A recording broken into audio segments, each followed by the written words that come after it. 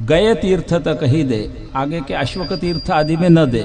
यदि देगा तो प्रतिवर्ष 1 मास या 2 मास उसकी आयु कम होगी। इसके लिए वहां कहा गयान्तम पिंडदानम, यानी गय तीर्थ तक ही पिंडदान करना। ये आत्म पिंडदान है, मृत लोगों के लिए पिंडदान नहीं है।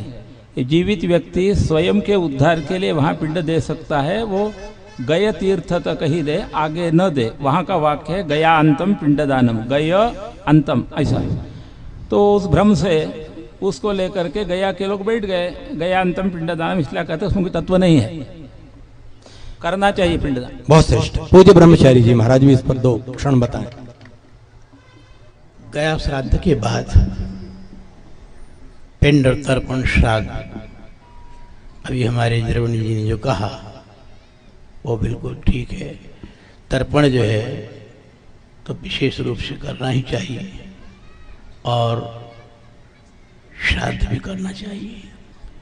अगर ऐसा नहीं करेंगे तो हमारी परंपरा ही समाप्त हो जाएगी, लोग श्री नहीं कर पाएंगे। लोकरी जी शास्त्री जी स्वयं कुछ कहना चाहते हैं, उन्होंने मुझे संकेत किया है, बोले। तो वाक्य करणात् मृताहेर भूरि भोजनात् गयायाम पिंडदानाच्च त्रिभिः पुत्रस्य पुत्रता। इस श्लोक के द्वारा गया का पिंडदान होने के बाद भी नित्य उनका जो ये श्राद्ध है आपका सांवत्सरिक, वो करना ही चाहिए। ये धर्मशास्त्रीय वचन है। बहुत श्रेष्ठ। श्रीदेव शुक्ल जी, डॉक्टर शुक्ल जी, अब आएगा अध्यक्ष जी के पास। ये विषय कि गया श्राद्ध के बाद श्राद्ध नहीं करना चाहिए, ये प्रायः बहुत जगह फैला हुआ है और इसी लोग गया में श्राद्ध कर देते हैं कि अब श्राद्ध करने से छुट्टी मिल जाए। ये कौन पिंडदान करे, कौन जलदान करे, तो ये शास्त्रीय विधि नहीं है। तो होता है प्रश्न ये हुआ कि जब हमने गया श्राद्ध करके मुक्त कर दिया तो पितर बचे ही नहीं, तो उनको हम श्राद्ध क्यों करें, ये भी एक प्रश्न होता है। इन दोनों प्रश्नों का समाधान ये है कि आप देखिए श्राद्ध किए होंगे जो वो सब जानते हैं, अंत में क्या कहा जाता है, पितृ स्वरूपी जनार्दन प्रियता नमः। वो पिंडदान पितरों के माध्यम से भगवान जनार्दन को आप पिंडदान करते हैं। आपको ध्यान होना चाहिए, प्रायः कहते हैं कि भाई पिंडदान जा रहा हूं तुलसी को मत आने दो। तुलसी दल से युक्त अगर पिंडदान हो गया तो वो अत्यंत प्रसन्न हो जाते हैं पितृगण। तो इसलिए उस पितृ रूप में साक्षात जनार्दन को पिंडदान होता है। पिंडदान अवश्य करना चाहिए। अगर किसी का सामर्थ्य या व्यवस्था नहीं है तो भोजन, ब्राह्मण भोजन के रूप में पिंडदान करना चाहिए, वो भी पिंड ही माना जाता है। तो ब्राह्मण भोजन करके आप श्राद्ध कर सकते हैं। मान लीजिए अन्य व्यवस्था किसी कारणवश नहीं हो पाती है तो ये शास्त्र का पूरा नियम है, इसका कहीं उल्लंघन नहीं है, कहीं इसका निषेध नहीं है। अब तो आपको समझ में आ गया कि महालय में पितृपक्ष में आपको अपने माता पिता की तिथि में श्राद्ध करना है। लोग गया जी पिंडदान करने नहीं जाते, पिंड छुड़ाने जाते हैं।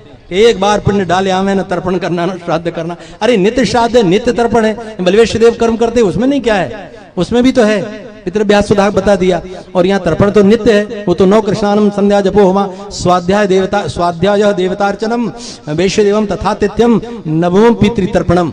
ये 9 कार्यों में नित्य अनेक कार्यों में पितृतर्पण को तो अनिवार्य माना गया है। और श्राद्ध का विषय भी सभी विद्वान स्पष्ट कर दिया। एक बार 1974 में मुझे स्मरण है, सांगवेद विद्यालय में वाराणसी में एक धर्म सभा हुई थी।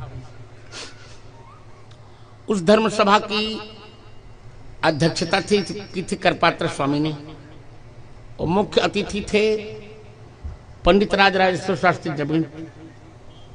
और विशिष्ट अतिथि के रूप में प्रश्न कर रहे थे तत्कालीन न्याय विभाग अध्यक्ष हमारे संस्कृत विश्वविद्यालय के बद्रीनाथ जी शुक्ल।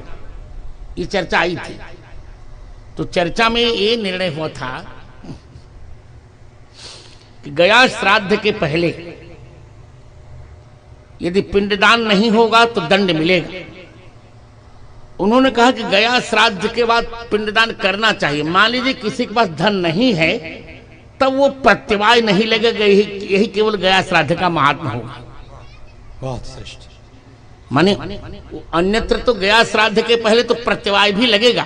आपके पास पैसा नहीं है तो कर्ज निकाल के पिंडदान करो, परंतु गया श्राद्ध करने के पश्चात यदि अभाव है आपके पास तो चल जाएगा, प्रत्यवाय नहीं लगेगा क्यों गया श्राद्ध में आपने पिंड कर लिया है। वैसे निरंतर पिंडदान यथासंभव, यथाशक्ति, यथा द्रव्य पिंडदान करना चाहिए। ऐसी व्यवस्था वहां उस समय की गई।